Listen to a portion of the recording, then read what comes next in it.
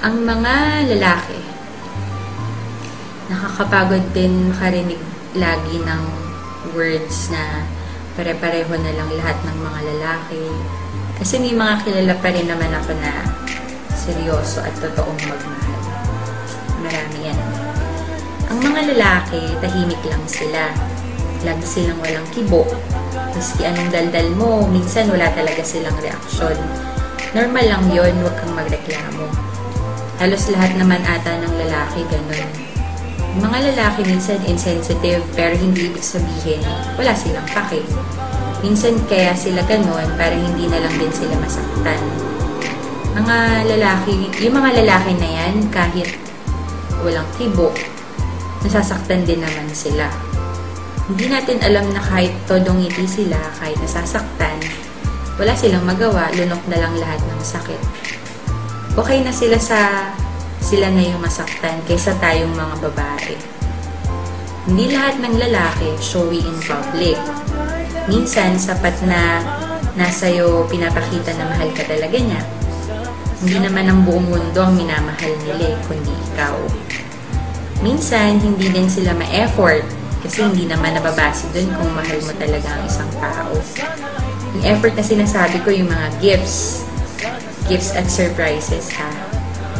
Hindi yung effort na pasayahin ka, alagaan ka at pahalagahan ka.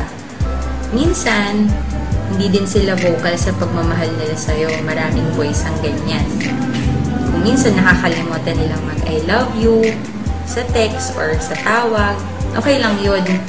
Ang importante naman yung ginagawa nila na yung mga bagay kasi sinasabi nila sa'yo. Yung mga lalaking yan, nasasaktan din sila. Sa lahat ng aspeto ng buhay nila. Sa pamilya, kaibigan, sa love life. Kaya huwag kang masyadong etsyosera kung minsan gusto niya mag-isa. Hayaan mo lang.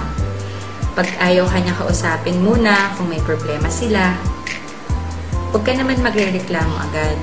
Ginagawa niya yun kasi gusto niyang intindihin mo siya. Hindi niya ginagawa yun, hindi dahil hindi ka importante.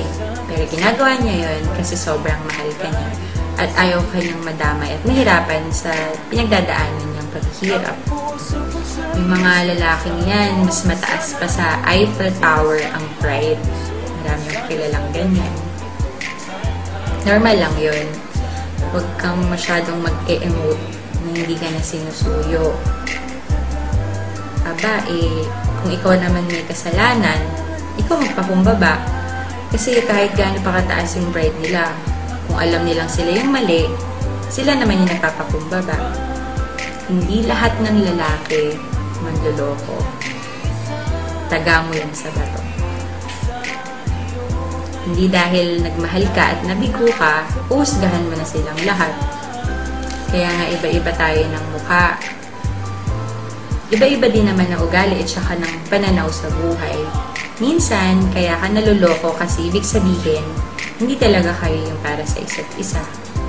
Minsan, pinapadanas din sa'yo ng Diyos kung paano masaktan para alam mo kung paano magmahal palalo. Tandaan mo na hindi lahat ng lalaki ay pare-pareho.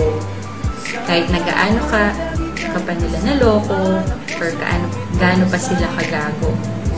Kahit sobra kung makapaglaro ng feelings ng mga babae, kahit na ganyan sila, gusto ko lang malaman nyo na may mga puso din sila.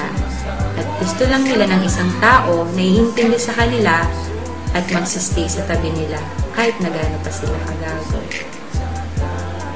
Yan ang mga lalaki.